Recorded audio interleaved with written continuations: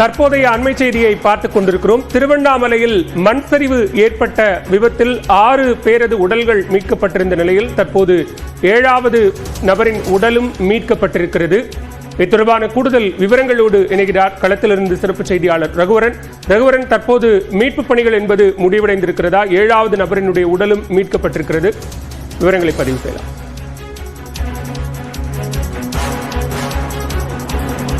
திருவண்ணாமலை மண் சரிவில் 3 நாட்களாக நடைபெற்று வந்த அந்த மீட்பு பணியானது தற்போது நிறைவடைந்திருக்கிறது. நீங்க எனக்கு பின்னால பார்க்கலாம் பாலா, சரியாக எனக்கு பின்னால் பார்த்தீங்கன்னா இதுதான் அந்த நிலச்சரிவு ஏற்பட்ட பகுதி. நிலச்சரிவு ஏற்பட்ட பகுதியில் மீட்பு பணியை முடிச்சுட்டு அந்த ஜேசிபி எந்திரம் தற்போது சென்று கொண்டிருக்கிறது. சரியாக 3 நாட்களாக போராடி 7 பேருடைய சடலங்களை காக போராடி வந்த நிலையில் தற்போது இந்த பகுதியில் தான் அந்த வீடானது இருந்தது. அந்த வீடு மற்றும் அந்த வாசல் பகுதியிலிருந்து 7 பேரினுடைய சடலங்களும் மீட்கப்பட்ட நிலையில் தற்போது மீட்பு பணி முடிந்து தற்போது அந்த ஜேசிபி எல்லாம் புறப்பட்டு செல்கிறது. குறிப்பாக பார்க்கலாம், NDRF வீரர்களும் ஒரு புறம் அவர்களுடைய டென்ட் அமைப்புகள் எல்லாம் ரிமூவ் பண்ணிட்டு இருக்காங்க.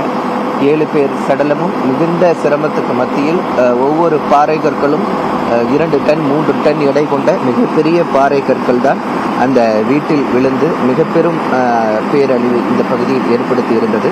அந்த பாறாங்கற்கள் எல்லாம் மிகுந்த சிரமத்திற்கு மத்தியில் அகற்றிவிட்டு அந்த 7 பேரின் சடலமும் மீட்கப்பட்ட நிலையில் அவர்களது நல்லடக்கமானது நாளை நடைபெறும் என்று அறிவிக்கப்பட்டிருக்கிறது.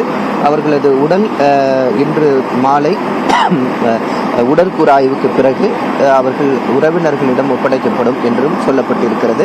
7 பேரது உடலும் ஒட்டுமொத்தமாக தான் பிரேத பரிசோதனை செய்யப்படும். அதனால இன்று மாலை அனைவரது உடலும் பிரேத பரிசோதனை செய்யப்பட இருக்கிறது.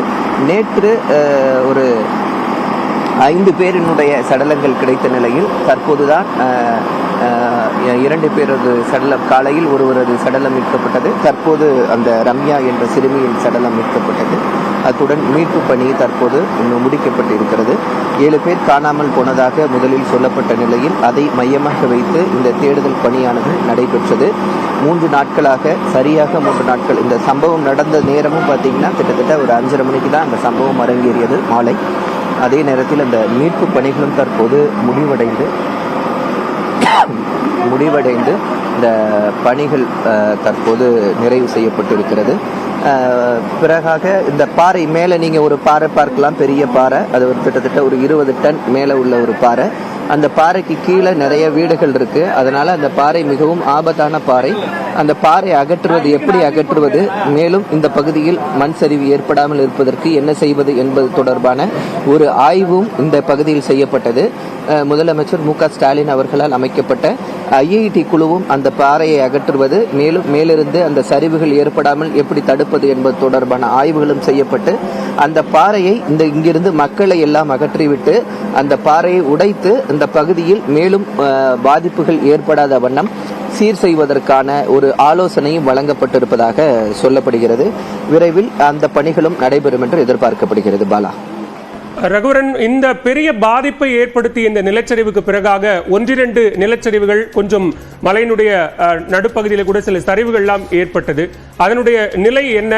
அங்க இருக்கக்கூடிய மக்களுக்கான முன்னெச்சரிக்கை அறிவிப்புகள் ஏதேனும் விடப்பட்டிருக்கா?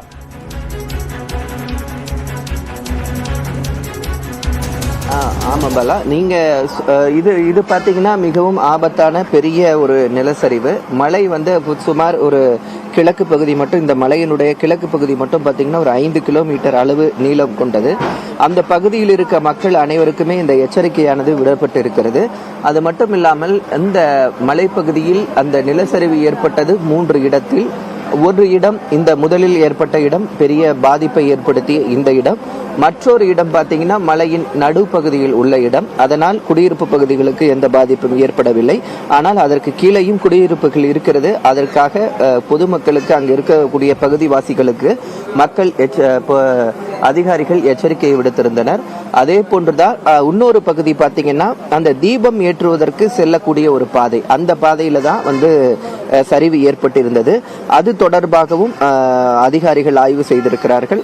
அந்த பகுதி குடியிருப்புகள் இல்லாத பகுதி என்பதனால எந்த பாதிப்பும் யாருக்கும் ஏற்படவில்லை. ஆனால் இந்த பகுதி குடியிருப்புகள் நிறைந்த பகுதி என்பதனால் அந்த பாதிப்பானது ஏற்பட்டது.